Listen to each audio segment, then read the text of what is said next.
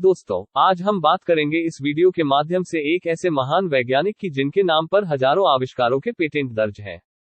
विद्युत बल्ब का आविष्कार करने के कारण इन्हें विश्व भर में प्रकाश का फरिश्ता भी कहा जाता है। जी हाँ दोस्तों, हम बात कर रहे हैं महान वैज्ञानिक थॉमस एडिसन की। दोस्तों, थॉमस एडिसन का जन्म 11 फरवरी 1847 को मिलान, ओहियो, यूएसए में हुआ था। इनके पिता ने हर प्रकार के व्यवसाय करने का प्रयास किया, लेकिन उन्हें किसी में भी सफलता न मिली। एडिसन बचपन में बहुत ही कमजोर थे और उनका व्यक्तित्व बहुत ही जटिल था, लेकिन इनका मस्तिष्क सदा प्रश्नों से भरा ही रहता था। वह किसी भी चीज को तब तक नहीं मानते थे जब तक कि उसका स्वयं परीक्षण न कर ले। इस प्रकार के दृष्टिकोण के कारण ही इन्हें स्कूल से निकाल दिया गया। इनके अध्यापक ने कहा था कि इस लड़के का दिमाग बिल्कुल खाली है। स्कूल से निकाले जाने के बाद इन्हें इनकी मां ने, जो स्वयं एक अध्यापिका थी, पढ़ाया। 10 साल की उम्र में ही इन्होंने अपने घर के तहखाने में एक प्रयोगशाला बना ली थी। अपने प्रयोगों के लिए जब इन्हें अधिक धन की आवश्यकता हुई, तो इन्होंने ग्रांड ट्रंक रेलवे पर चलती हुई रेलगाड़ियों में अखबार, टॉफी बेचना आरंभ कर दिया। इन्होंने यह कार्य लगभग 1 वर्ष किया और इसी अवधि में एक साधारण किस्म का टेलीग्राफ भी बनाया। सन 1861 में उत्तर और दक्षिण के बीच में युद्ध छिड़ गया। लोगों की उत्सुकता थी कि उन्हें युद्ध के विषय में समाचार जल्दी से जल्दी मिले। इस आवश्यकता को देखते हुए एडिसन ने एक समाचार पत्र छापने की योजना बनाई। उन्होंने $12 में एक पुराना छापखाना खरीदा और उसे ट्रेन में ही लगा दिया। कुछ कागज खरीदकर उन्होंने समाचार पत्र छापना आरंभ कर दिया। इस समाचार पत्र का नाम था ग्रांड ट्रंक हेरल्ड। यह विश्व का पहला ऐसा समाचार पत्र था जो एक रेलवे ट्रेन में छापा जाता था और वहीं से बांटा जाता था।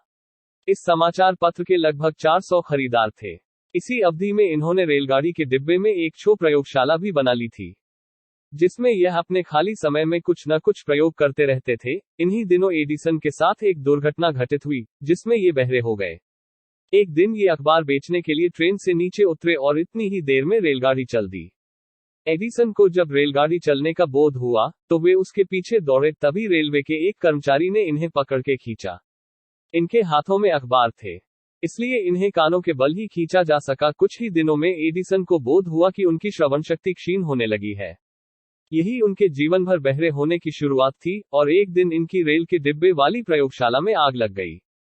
इससे रेलवे अधिकारी बहुत ही नाराज हुए और इनकी प्रयोगशाला के सभी वैज्ञानिक उपकरण और रसायन रेल के डिब्बे से बाहर फेंक दिए गए। इसके बाद रेल में अखबार बेचने के लिए उन पर प्रतिबंध लगा दिया गया। दोस्तों, सन 1862 की बात है जब इन्होंने अपनी जान पर खेलकर स्टेशन मास्टर के बच्चे को एक रेल दुर्घटना में मरने से बचाया। एडिसन के इस कारनामे से स्टेशन मास्टर बहुत प्रसन्न हुआ। उसके पास धन के रूप में तो कुछ देने को था नहीं, लेकिन उसने एडिसन को टेलीग्राफी सिखाने का वचन दिया। एडिसन ने इस व्यक्ति से टेलीग्राफी सीखी और सन 1868 में उन्होंने अपना टेलीग्राफ पर प्रथम पेटेंट कराया। उसी वर्ष उन्होंने वोट रिकॉर्ड करने की मशीन का आविष्कार किया। इसके अगले वर्ष वे न्यूयॉर्क चले गए। वहां पर भी उन्होंने कुछ समय गरीबी में गुजारा, लेकिन कुछ दिन बाद इन्हें स्टॉक एक्सचेंज के टेलीग्राफ ऑफिस में नौकरी मिल गई। उन्होंने अपना टेलीग्राफ उपकरण एक्सचेंज के प्रेसिडेंट को इस आशा में भेंट किया कि उन्हें इसके $2000 मिल जाएंगे, लेकिन एक्सचेंज का प्रेसिडेंट उनके इस टेलीग्राफ उपकरण से इतना प्रभावित हुआ कि उसने एडिसन को इसके $40,000 दिए। यहीं से उनके सौभाग्य का आरंभ हुआ। सन 1876 में न्यूजर्सी के मेनलो पार्क में इन्होंने अपनी प्रयोगशाला स्थापित की। वहां इन्होंने इतने अनुसंधान किए कि इन्हें मेनलो पार्क का जादूगर कहा जाने लगा। सन 1877 में एडिसन ने ग्रामोफोन का आविष्कार किया।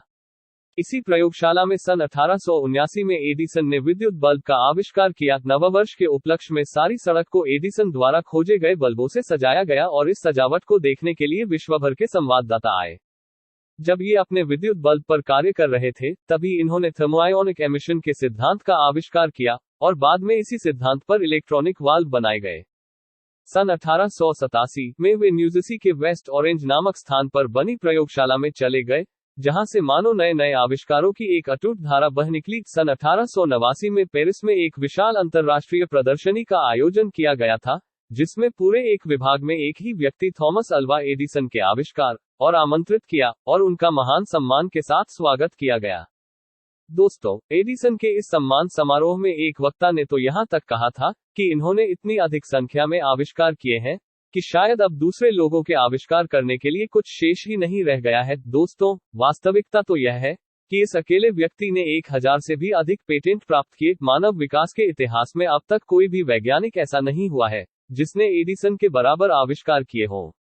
एडिसन के शोधों के आधार पर ही बाद में रेमिंगटन टाइपराइटर विकसित किया गया। इन्होंने एक विद्युत से चलने वाला पेन भी खोजा, जो बाद में मिमोग्राफ के रूप में विकसित हुआ। सन 1889 में उन्होंने चलचित्र कैमरा भी विकसित किया। सन 1912 में इन्हें अपने पुराने सहयोगी टेस्ला के साथ नोबेल पुरस्कार मिलने को था, लेकिन टेस्ला अपना नाम एडिसन के साथ जोड़ना नहीं चाहते थे, इसलिए ये दोनों ही वैज्ञानिक नोबेल पुरस्कार से वंचित रह गए। अपने जीवन के अंतिम दशक में वे तकनीकी युग के जादूगर के रूप में प्रसिद्ध हो गए थे। वे जीवन की अंतिम सांसों तक 18 अक्टूबर 1931 भी नई चीजें खोजने में लगे रहे। दोस्तों, इतनी महान प्रसिद्धि के बावजूद भी वे बहुत सरल स्वभाव के थे। यह बात उनके इस कथन से स्पष्ट हो जाती है, मेरे अंदर 1% विद्वता का उत्साह रहा, लेकिन 99% कठिन परिश्रम का। सन 1960 में उनका नाम अमेरिका के उन प्रसिद्ध व्यक्तियों की सूची में जोड़ा गया जिन्हें member of the hall of fame कहते हैं। दोस्तों, अगर आपको हमारी वीडियो अच्छी लगी तो प्लीज एक लाइक कीजिए। आपके एक लाइक करने से हमें मोटिवेशन मिलेगा। और हाँ दोस्तों, अगर आप चैनल पर नए हैं तो चैनल को सब्सक्राइब कीजिए और बेल नोटिफिकेशन दबाना ना भूलें, ताकि जब भी हम कोई नई ज्ञानवर्धक वीडियो अपलोड करें, आप तक तुरंत नोटिफिकेशन पहुंच जाए।